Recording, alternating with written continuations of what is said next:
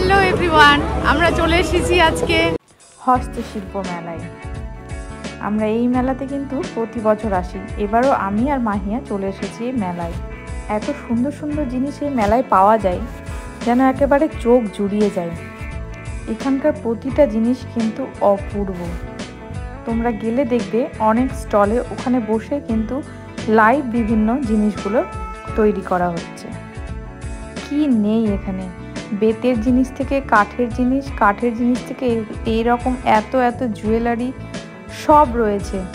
তার সাথে রয়েছে এত সুন্দর সুন্দর ফুল এবং জুয়েলারির এখানে সম্ভার বেশি রয়েছে। তোমাদের জন্য আমি অল্প করে চারিদিকে ভিডিওগুলো তুলে ধরেছি।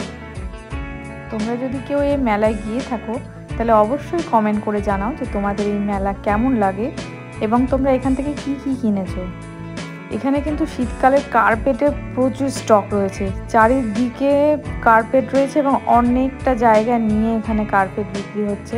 তবে আমি দামগুলো এখানকার খুব একটা জিজ্ঞাসা করিনি, আমি শুধুমাত্র তোমাদের জন্য পুরো জায়গাটা এবং এখানকার মোটামুটি স্টলগুলো তোমাদের সামনে আমি তুলে ধরেছি।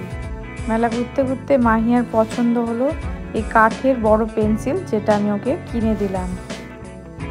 ওকে একটু হলেও শান্ত করে আমি আবারও এগিয়ে গেলাম আরও চারিদিকে স্টলগুলোতে।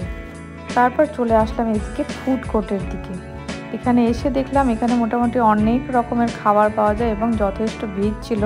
এখানে কোনো একটাও চেয়ার কিন্তু খালি ছিল না, তাই তেমন বসার জায়গা ছিল না বলে শুধুমাত্র আমরা আইসক্রিম নিয়ে কিন্তু এই ফুড কোর্ট থেকে বেরিয়ে গেছিলাম। খুব যত্ন সহকারে দাদা কিন্তু এখানে আইসক্রিমটা সাজিয়ে দিচ্ছিল। আর মাহিয়ার তো তোমরা জানোই তার পছন্দের কালার হচ্ছে পিঙ্ক, যার জন্য তাকে সব জায়গায় কিন্তু এই স্ট্রবেরি আইসক্রিমটাই খেতে হয়। তারপর সেখান থেকে আমরা বেরিয়ে গেলাম এবং বেরিয়ে কিন্তু আমি আবারও বিভিন্ন স্টলের দিকে চলতে থাকলাম। আর মেলার এই প্রান্তে কিন্তু একটা স্টেজ রয়েছে যেখানে লাইভ বিভিন্ন প্রোগ্রাম অনেক সময় হয়ে থাকে। তো চারিদিকে এভাবে ঘুরতে ঘুরতে মোটামুটি অনেক বেলা হয়ে গেল আমাদের, আর আমরা বেশি সময় নষ্ট করিনি। তো এখান থেকে মোটামুটি কিছু কিছু জিনিস কিনে আমরা বেরিয়ে পড়লাম।